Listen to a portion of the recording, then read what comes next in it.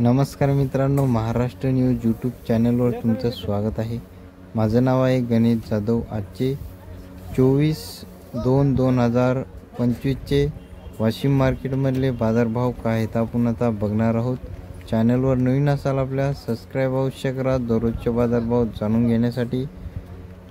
शेतमाल आहे सोयाबीनला जास्तीत जास्त दर आहे वाशिममध्ये 4070 रुपये प्रति क्विंटल, कमीत कमी दर आहे 3765 रुपये प्रति क्विंटल आणि सोयाबीनची आवक आलेली आहे मार्केटमध्ये 3900 क्विंटलची।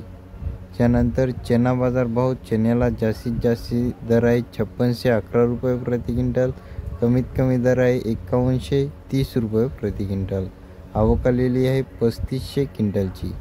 त्यानंतर तुरीचे बाजारभाव, तुरीला जास्तीत जास्त दर आहे 7400 रुपये प्रति क्विंटल, कमीत कमी दर आहे 6740 रुपये प्रति क्विंटल।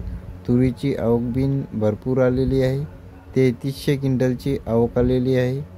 त्यानंतर गव्हाचे बाजारभाव, गव्हाला जास्तीत जास्त दर आहे 2875 रुपये प्रति क्विंटल, कमीत कमी दर आहे 2525 रुपये प्रति क्विंटल।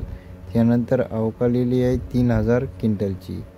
हे होते आजचे मेन शेतमालाचे बाजारभाव।